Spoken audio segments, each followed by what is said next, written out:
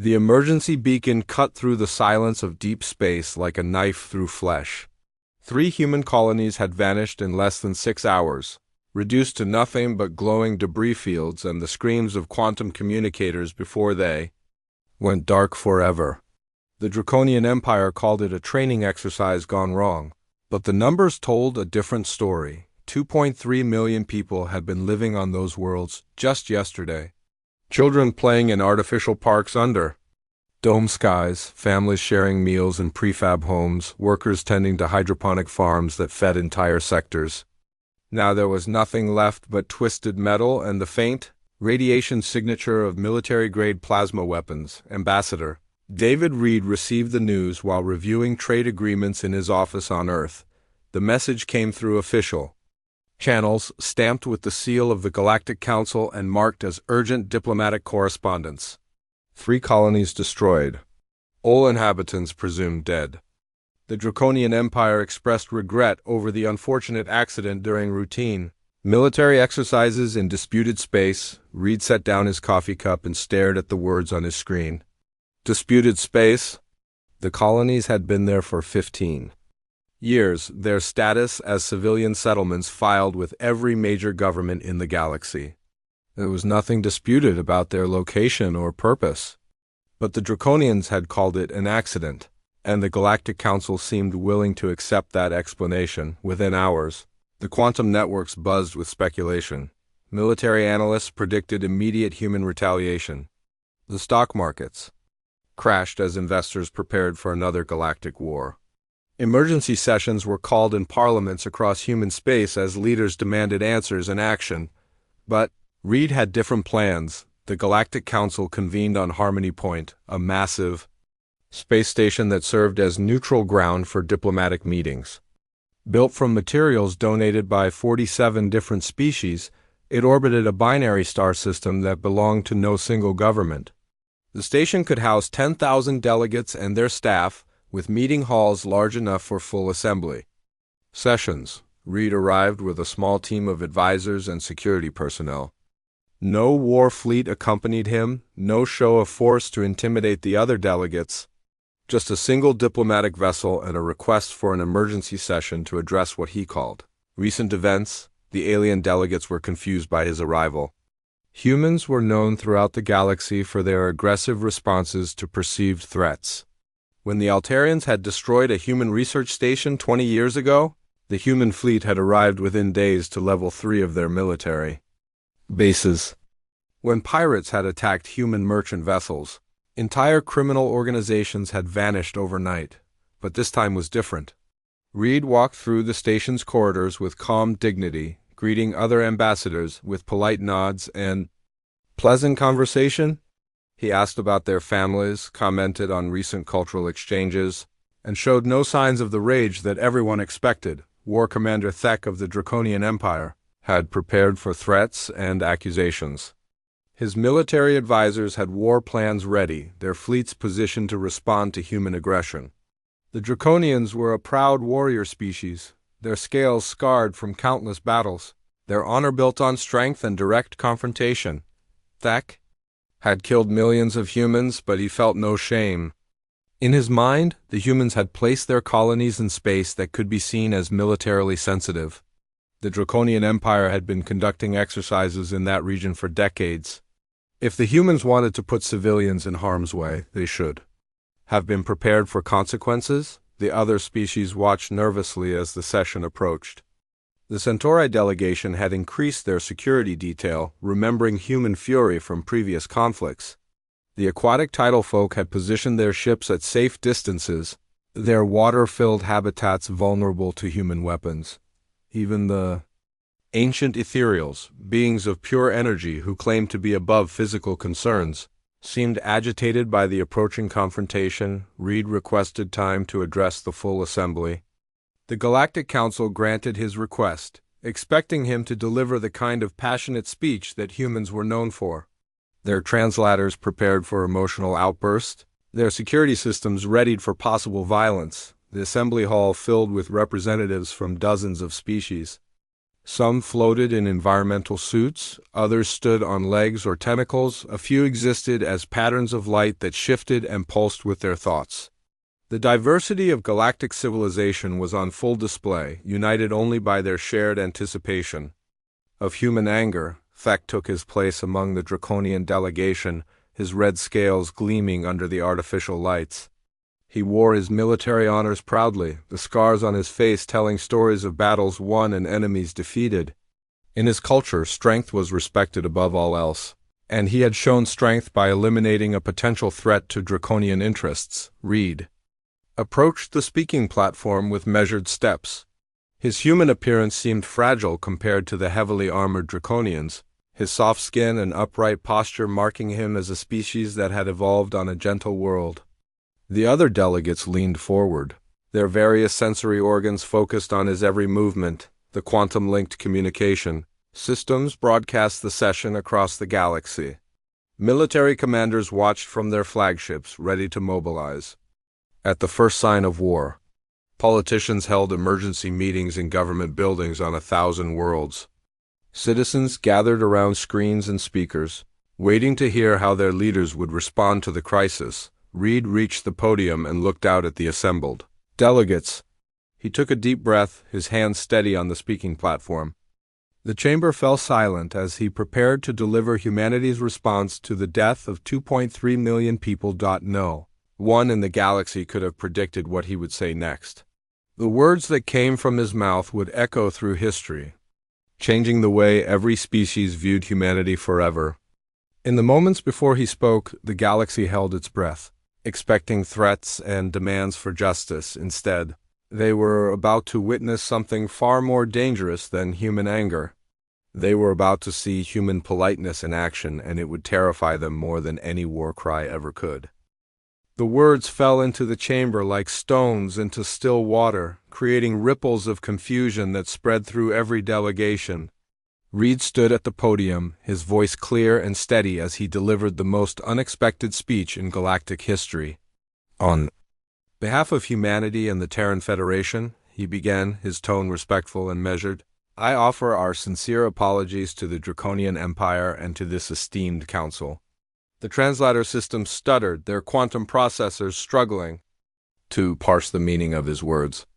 Across the chamber, alien delegates froze in positions of shock, their various forms of communication falling silent as they tried to process what they were hearing. Reed continued without pause, his hands clasped behind his back in a gesture of diplomatic respect.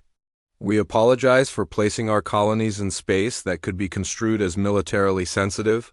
We clearly failed to make our civilian status apparent to the draconian military forces conducting their exercises in the region. War Commander Thak felt his secondary heart skip a beat. His scarred face twisted in confusion as he struggled to understand the human's words. This was not the response his military advisors had prepared for. Where were the threats? Where were the demands for blood and honor?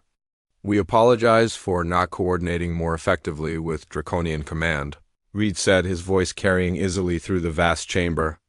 Had we communicated better, this tragic misunderstanding might have been avoided entirely.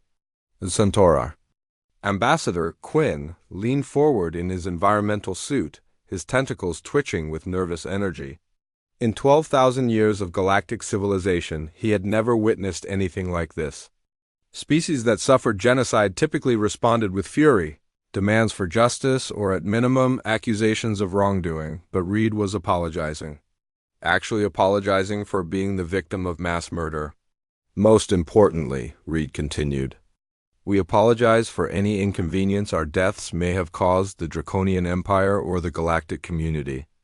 We understand that accidents happen during military exercises, and we harbor no ill will toward Commander Thak or his forces. The silence in the chamber was so complete that the hum of life support systems seemed deafening. Even the ethereals, beings of pure energy who rarely showed emotion, pulsed with patterns of bewilderment. Their ancient minds, which had witnessed the rise and fall of countless civilizations, could not comprehend what they were experiencing. Reed waited for the shock to settle before continuing.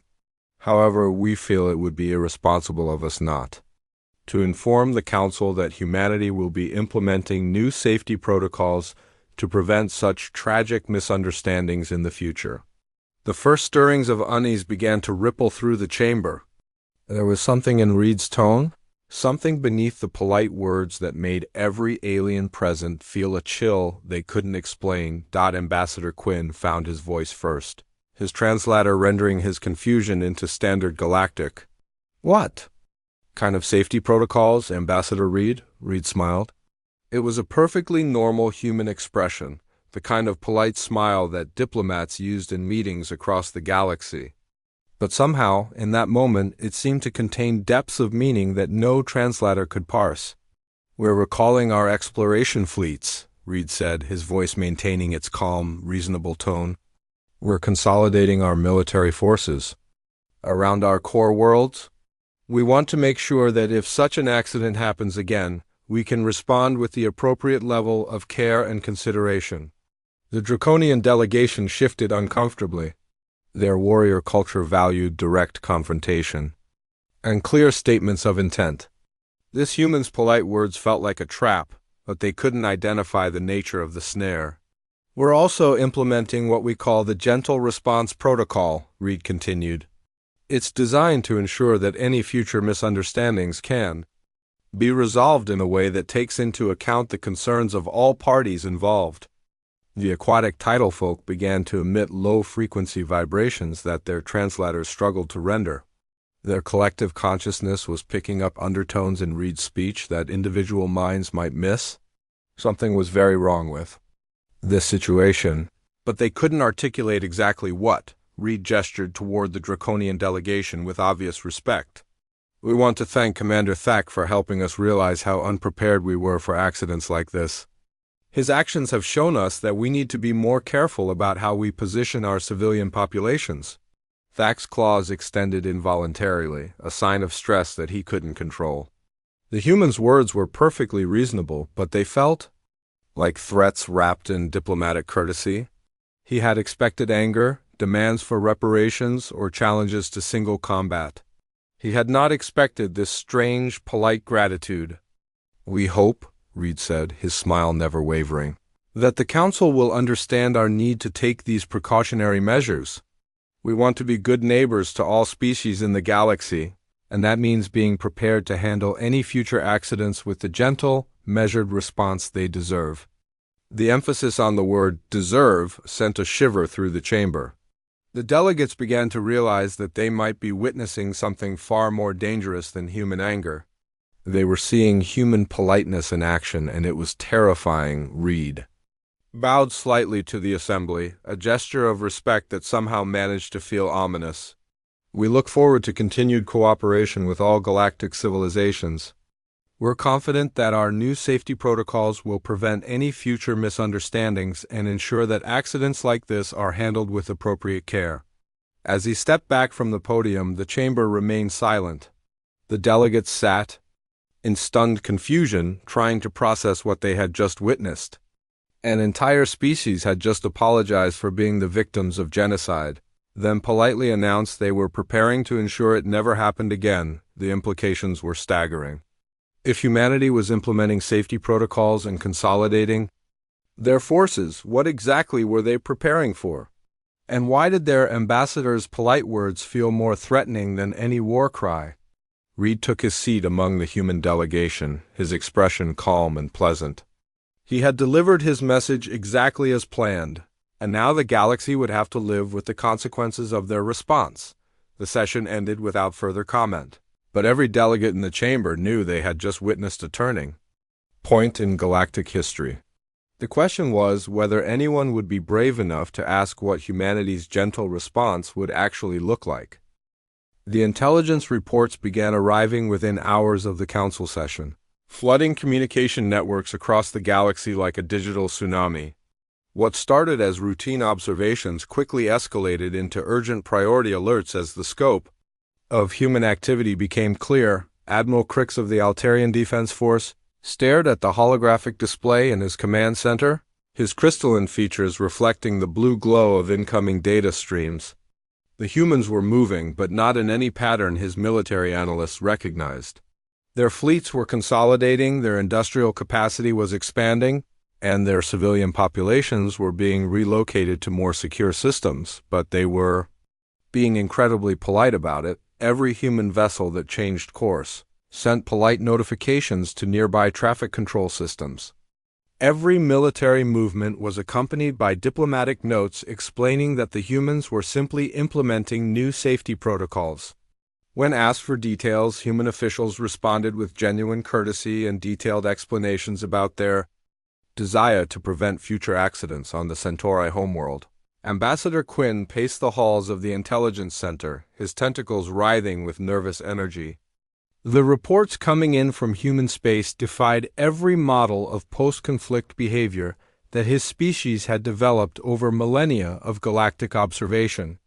"They're not acting like victims," his chief analyst reported, her voice tight with confusion. "They're acting like they're preparing for something, but they keep apologizing for any inconvenience their preparations might cause." The data was staggering in its scope. Humanity had activated reserve fleets that intelligence services hadn't even known existed. Ships emerged from asteroid fields, hidden bases, and deep space installations that had somehow escaped detection. For decades, the humans had been far more prepared than anyone realized. But the most disturbing aspect wasn't the military buildup itself. It was the way the humans explained it. "We want to make sure we can respond appropriately to any future accidents," human officials repeated in countless interviews and diplomatic exchanges. "We're just being more careful now." War Commander Thak found himself in an impossible position. His military advisors had prepared for human retaliation, but this wasn't retaliation.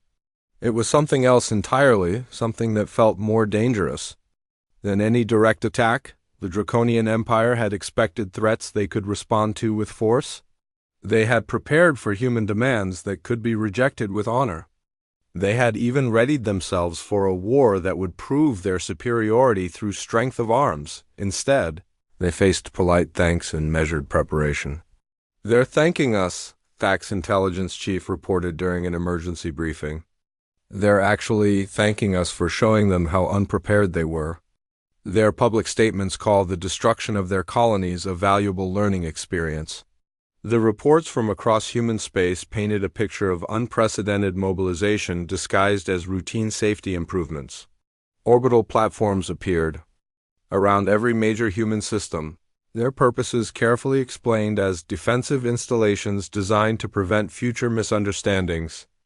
Industrial facilities expanded their production capabilities, with human officials noting that they wanted to be prepared for any emergency response that might be needed.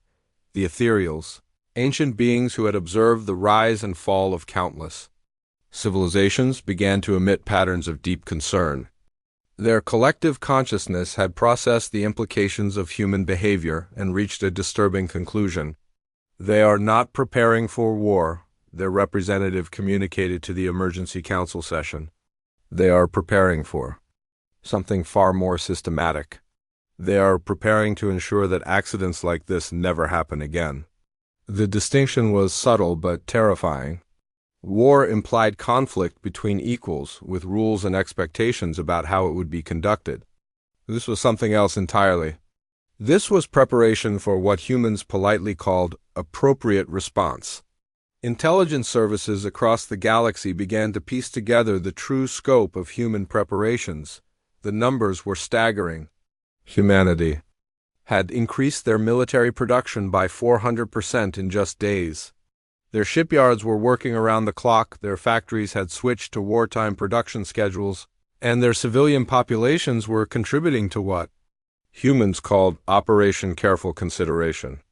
But when questioned about these activities, human officials continued to apologize for any concern they might be causing. They explained that they were simply being more responsible galactic citizens, making sure they were prepared to handle any future accidents with the care they deserved. The word "deserved" appeared in every human statement, always delivered with the same polite tone that somehow managed to sound like a promise. The aquatic tidal folk, whose collective consciousness allowed them to perceive patterns that individual minds might miss, began to emit warnings throughout their territory. Their deep space monitoring stations detected human activity in regions that had been empty for centuries. Ships were moving through space with purposes that defied conventional military doctrine. They are not positioning for conquest, the title folks' analysis concluded. They are positioning for response. They are preparing to make sure that any future accidents receive the consideration they deserve. The Galactic Council called emergency sessions, but the discussions went nowhere. How could they protest against safety protocols? How could they object to a species preparing to prevent future accidents? The humans had done nothing wrong, nothing that violated any galactic law or treaty. They had simply apologized for being victims of genocide and prepared to make sure it never happened again. Reed attended every session, his demeanor consistently polite and helpful. He answered questions about human activities with detailed explanations about safety protocols and accident prevention. He thanked the Council for their understanding and assured them that humanity's preparations were purely defensive in nature. We want to be good neighbors, he repeated at every opportunity. We want to make sure that any future misunderstandings can be resolved with the gentle, measured response they deserve. The emphasis on deserve never changed, but its meaning seemed to deepen with each repetition. The delegates began to realize that they might have misunderstood something fundamental about humanity's response to the destruction of their colonies. This wasn't forgiveness. This wasn't even revenge. This was something else entirely, something that felt more dangerous than either anger or hatred. This was human politeness applied to the problem of preventing future accidents, and it was terrifying every species in the galaxy. As the reports continued to arrive, painting a picture of unprecedented human preparation disguised as safety improvements, the galaxy began to understand that they had witnessed something unprecedented in galactic history. They had seen a species respond to genocide with gratitude and preparation, and no one knew what the final result would be, but they were all beginning to suspect that they would find out very soon. The true scale of human preparation became clear 3 weeks after Reed's speech, when long-range sensors detected something that made every military commander in the galaxy reassess their understanding of human capabilities. The humans had built weapons platforms around every star in their territory, installations so massive that they dwarfed the defensive systems of entire galactic empires. Admiral Crix received the report while reviewing standard intelligence briefings in his crystalline command chamber. The numbers on his displays seemed impossible, but multiple sensor networks confirmed the same data. Humanity had constructed more firepower in 3 weeks than most species built in centuries. They're calling them safety stations, his intelligence officer reported, her voice tight with disbelief. According to human officials, they're designed to prevent accidents by ensuring that any future misunderstandings can be resolved with appropriate consideration. The weapons platforms were unlike anything in galactic military doctrine. They weren't positioned to defend specific worlds or strategic points. Instead, they formed a network that could respond to any incident anywhere in human space with overwhelming force. The humans had built a system designed not for conquest, but for what they politely called accident prevention. War Commander Thak found himself facing reports that challenged everything he understood about military strategy. The human fleet had grown by orders of magnitude, but it wasn't positioned for attack. Instead, it was arranged in a pattern that seemed designed to respond to any threat with immediate and overwhelming force. They're not preparing for war, his tactical advisor explained during an emergency briefing. They're preparing to make sure that any future accidents receive the response they deserve. The word deserve had taken on new meaning throughout the galaxy. When humans used it, alien translators struggled to convey the full implications. It wasn't just about appropriate response anymore. It was about ensuring that anyone who caused an accident would receive exactly the consideration they had earned. The Draconian Empire began to realize the magnitude of their mistake. They had expected human anger, which they could have met with force. They had prepared for human demands, which they could have rejected with honor. Instead, they faced human gratitude and systematic preparation for appropriate response, Reed continued to attend diplomatic functions, his manner consistently polite and helpful. He thanked the Draconian delegation for their role in helping humanity improve their safety protocols. He expressed genuine appreciation for the learning experience that the destruction of their colonies had provided. "We're much better prepared now," he told Thack during a formal dinner at the Galactic Council. "Thanks to your actions, we've realized how important it is to be ready for accidents. We want to make sure that any future misunderstandings receive the gentle, measured response they deserve." Thack's claws had begun to shake whenever Reed spoke. The human's polite words felt like threats wrapped in diplomatic courtesy, but there was nothing he could protest. The humans had violated no laws, made no demands, and issued no threats. They had simply prepared to prevent future accidents with appropriate consideration. The intelligence reports painted a picture of unprecedented human activity disguised as safety improvements. Their industrial capacity had expanded beyond anything previously thought possible. Their civilian populations had been relocated to secure systems, not as refugees but as participants in what humans called community safety initiatives. The humans had activated technologies that intelligence services hadn't known existed. Their ships used propulsion systems that defied conventional physics. Their weapons platforms demonstrated capabilities that exceeded the theoretical limits of known science. Humanity had been hiding their true technological level for decades, perhaps centuries, but they explained everything with the same polite tone that had characterized Reed's speech. They were simply being more careful now. They wanted to prevent future accidents. They were preparing to ensure that any misunderstandings received the response they deserved. The ethereals, whose ancient consciousness had witnessed the rise and fall of countless civilizations, began to emit patterns of deep alarm. Their collective analysis of human behavior had reached a conclusion that terrified them more than any direct threat. "They are not preparing for war," their representative communicated to the emergency council session. "They are preparing for justice. They are preparing to ensure that those who cause accidents receive exactly the consideration they have earned." The distinction was crucial.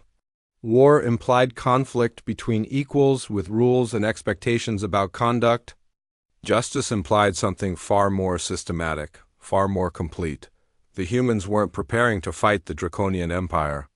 They were preparing to ensure that anyone who caused future accidents would receive appropriate consideration. The scope of human preparation became clear as intelligence services across the galaxy shared their findings.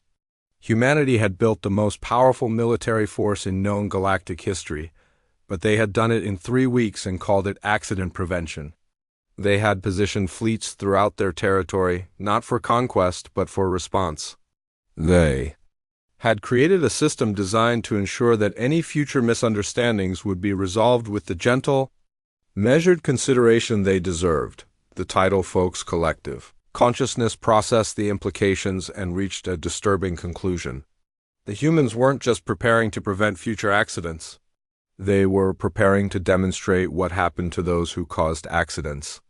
They were creating a system designed to ensure that anyone who harmed human civilians would receive exactly the response they had earned. Reed's public statements became increasingly polite as the scope of human preparation became clear.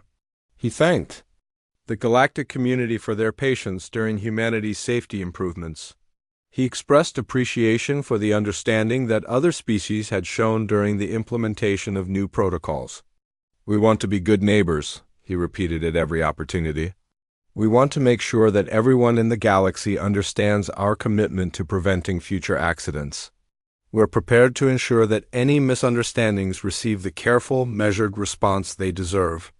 The emphasis on deserve had become unmistakable. The humans weren't just preventing future accidents. They were preparing to demonstrate what happened to those who caused them. They were creating a system designed to ensure that anyone who harmed human civilians would receive exactly the consideration they had earned through their actions. The galaxy began to understand that they had witnessed something unprecedented in galactic history. They had seen a species respond to genocide not with anger or demands for justice, but with polite gratitude and systematic preparation to ensure it never happened again. They had seen human politeness applied to the problem of preventing future accidents, and it was more terrifying than any threat of war. As the reports continued to arrive, painting a picture of unprecedented human preparation disguised as safety improvements. Every species in the galaxy began to realize that they had fundamentally misunderstood humanity's response to the destruction of their colonies. This wasn't forgiveness. This wasn't even revenge. This was something far more dangerous. It was human politeness applied to the problem of ensuring that those who caused accidents received exactly the consideration they deserved.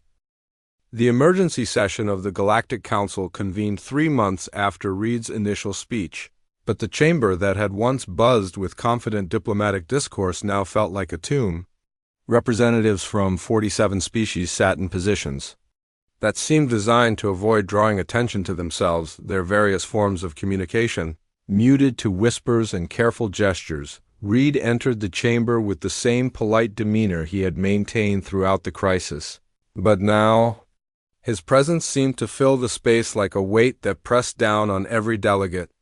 The humans had completed their safety improvements, and the galaxy was about to learn what those improvements actually meant. The intelligence reports had painted a picture that defied every model of military capability that galactic civilization had developed. Humanity had built the most powerful force in known history, but they had done it while maintaining perfect diplomatic courtesy. They had positioned fleets throughout their territory, not for conquest, but for what they called appropriate response. They had created a system designed to ensure that any future accidents would receive the consideration they deserved. War Commander Thack had lost weight during the past 3 months, his once proud scales now dull with stress. The reports from Draconian intelligence painted a picture of human preparation that challenged everything he understood about warfare. The humans weren't positioning for attack, they were positioning for response. They were preparing to demonstrate what happened to those who caused accidents. The Draconian Empire had made desperate attempts to offer reparations, but Reed had politely declined each overture. Humanity, he explained, completely understood that accidents happened during military exercises. They harbored no ill will toward the Draconian Empire. They simply wanted to be prepared to handle any future misunderstandings with appropriate care. Reed approached the speaking platform with measured steps, his expression calm and pleasant. The chamber fell silent as he prepared to address the assembly, but this time the silence felt different. It felt like the quiet before a storm that had been building for months. I want to thank the Galactic Council for their patience during our recent safety improvements, Reed began, his voice carrying the same polite tone that had characterized all his statements. I'm pleased to report that humanity has completed the implementation of our new protocols. The delegates leaned forward despite themselves, their various sensory organs focused on his every word. The scope of human preparation had become clear through intelligence reports, but no one knew what the final result would be. We want to thank the Draconian Empire for helping us realize how unprepared we were for accidents, Reed continued, his smile never wavering. Their actions showed us that we needed to be more careful about how we protect our civilian populations. Thack's claws extended involuntarily, a sign of stress that he could no longer control. The human's words were perfectly reasonable, but they felt like a verdict being delivered by a judge who had already decided the sentence. We're now fully equipped to ensure that any future misunderstandings can be resolved with the appropriate level of consideration. Reed said, his emphasis on consideration carrying implications that no translator could fully render. We want to assure everyone that humanity is prepared to handle any future accidents with the gentle, measured response they deserve. The word deserve hung in the air like a promise. The delegates began to realize that they were witnessing the announcement of a new galactic order, one where accidents involving human civilians would receive exactly the response they had earned. Our new safety stations are operational throughout human space, Reed explained, his tone remaining conversational despite the magnitude of what he was describing. They're designed to prevent accidents by ensuring that any military exercises, near human territory are conducted with appropriate care. The safety stations were weapons platforms that dwarfed anything in galactic history, but Reed described them like community improvement projects. They were positioned to respond to any incident anywhere in human space with overwhelming force, but he called them accident prevention measures. We've also completed the deployment of our gentle response fleet, Reed continued. These ships are specially designed to handle any future misunderstandings with the careful, measured consideration they deserve. The Gentle Response Fleet was the most powerful military force in galactic history, but Reed described it like a neighborhood watch program. The ships were positioned throughout human territory, ready to respond to any threat with immediate and overwhelming force, but he called them misunderstanding resolution vessels. Most importantly, Reed said, his smile broadening slightly, we want to assure the galactic community that these improvements are purely defensive in nature. We have no intention of using them for conquest or aggression. They exist solely to ensure that any future accidents receive the response they deserve. The emphasis on deserve had become unmistakable. The humans weren't just preventing future accidents. They were prepared to demonstrate what happened to those who caused them. They had created a system designed to ensure that anyone who harmed human civilians would receive exactly the consideration they had earned. Admiral Crix felt his crystalline structure resonate with frequencies of deep unease. The humans' polite words contained implications that challenged every assumption about post-conflict behavior. This wasn't forgiveness. This wasn't even revenge. This was something far more systematic and complete. We hope that these improvements will strengthen our galactic community, Reed concluded, his voice carrying genuine warmth. We look forward to many more years of peaceful cooperation, and we want to assure everyone that humanity is now fully prepared to handle any future accidents with the gentle, measured response they deserve. As Reed stepped back from the podium, the chamber remained silent for long moments. The delegates sat in stunned recognition of what they had just witnessed. They had seen the announcement of a new galactic order, one where accidents involving human civilians would be met with polite gratitude and systematic preparation to ensure they never happened again. The implications were staggering. Humanity had built the most powerful military force in galactic history and called it accident prevention. They had positioned fleets throughout their territory and called it community safety. They had created a system designed to demonstrate what happened to those who caused accidents. And they had done it while maintaining perfect diplomatic courtesy.